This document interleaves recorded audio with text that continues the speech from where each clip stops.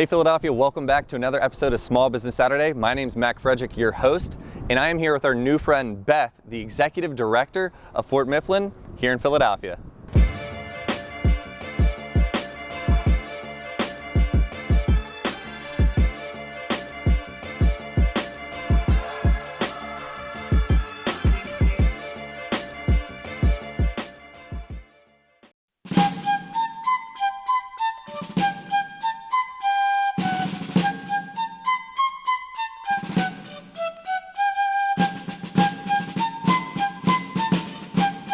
So Beth, you've been giving me the rundown as to the history of this place, but I want to hear from you.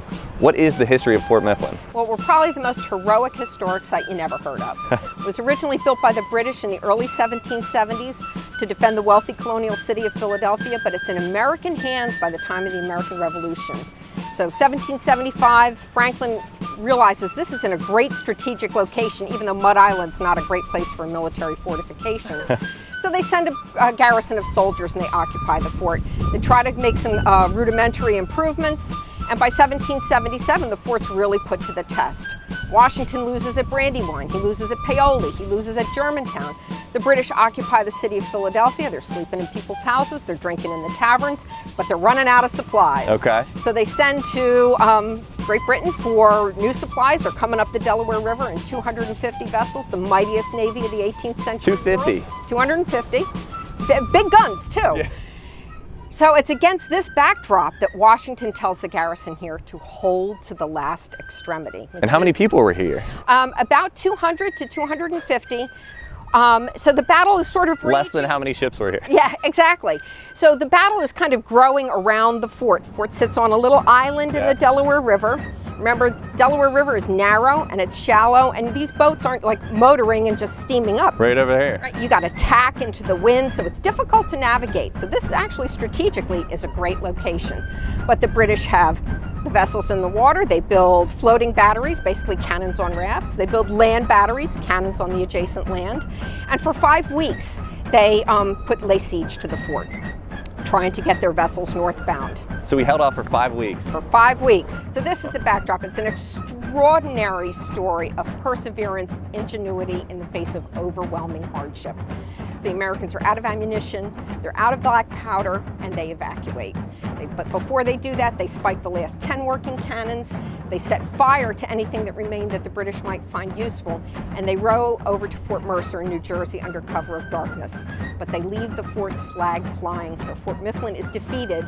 In fact, it's completely destroyed, but it never surrendered. Let's go. That's amazing. I need to know more. Can we take a look around? Let's do it. Awesome.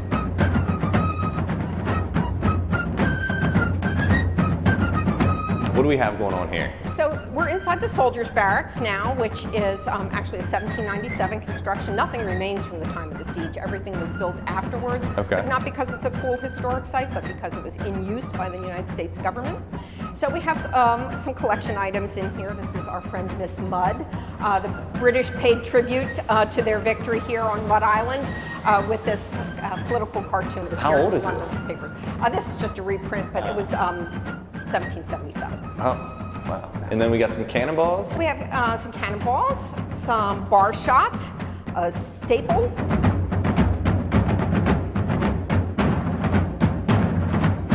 So this diorama gives you a great idea of what's going on out in the river. Are these all British ships? These are the big ones are the British ships, and the little ones are the Pennsylvania Navy. At this time, each of the states had their own navy. How do you attack the big ships with the little ones? Cover of darkness. You row up close to them. There's a cannon on the front of the little ships. You blow a hole in the hull, and everybody on board the big ship's very concerned about the hole and the leak and the sink. So you row away. The Americans constructed these underwater defense obstacles. They're called chevaux de frise. It's kind of a Belgian term like Friesland horses, like you would see. Invented by the French? Yes. Okay. So this is basically a big wooden box with 20 to 30 foot timbers, topped with an iron spike, sunk with rocks. That's clever. The boxes would be chained together. rode out into position. The rocks would have been entered, I guess, by bags. I'm not an engineer. So this is designed to impale a northbound vessel. Remember, British Navy, mightiest Navy in the 19th century world. They sit low in the water, could get impaled on one of these things. It's not going to sink the ship, but it's going to hold it stationary long enough to be fired on. That's so cool. It's really cool. I'm really excited to see if we can shoot some guns though. Well.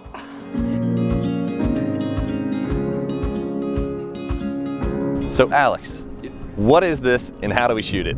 So this is a field artillery piece. It's about a 4-pounder. This thing is very old, so it's had some modification over the years, and it's lined with a steel sleeve currently, so it is safe to shoot. But the original weight of the ball that was fired is a little bit hard to discern because it's been modified so heavily. But this would be very common in the field during the Revolution. Something this size might be called a grasshopper even. So how do we actually load and shoot it? So you take your charge, which consists of gunpowder and oftentimes the ball, into one package of flannel or linen. You run it down the muzzle of the gun to the breech. You then take a pick, you drive it down this vent hole, which leads into the main chamber of the gun, to pierce open that cartridge and expose the gunpowder inside. Early on, they would pour loose gunpowder down this vent to create a pathway to the main charge. Later on, they started breaking off the ends of goose quills and filling them with gunpowder because they're hollow, and it makes a very ready primer, as we call them. So you can load this cannon much more quickly using a primer rather than pouring loose powder.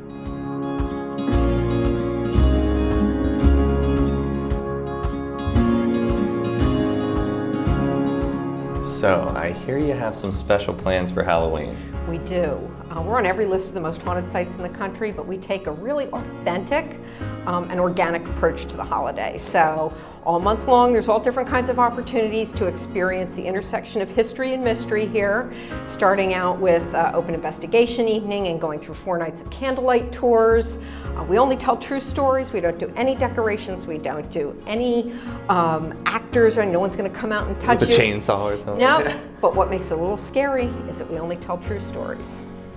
So this goes on all through the month, then we wrap it up the last weekend with Mud Island Halloween, and then our last night's a sold-out event. The overnight thing? The overnight sleep with the ghost. Sleep's optional. I don't think so. I'm not doing that one. So Beth, thank you so much. I'm sure everybody watching wants to know where they can get more information online, maybe a website or social media. Our website's fortmifflin.us, like United States. Facebook is official Fort Mifflin Info. Instagram is the Fort Mifflin, and we're also on Twitter. Check them out this Halloween. Beth, thank you so much. This has been an amazing episode of Small Business Saturday here at Fort Mifflin in Philadelphia. We'll see you next week.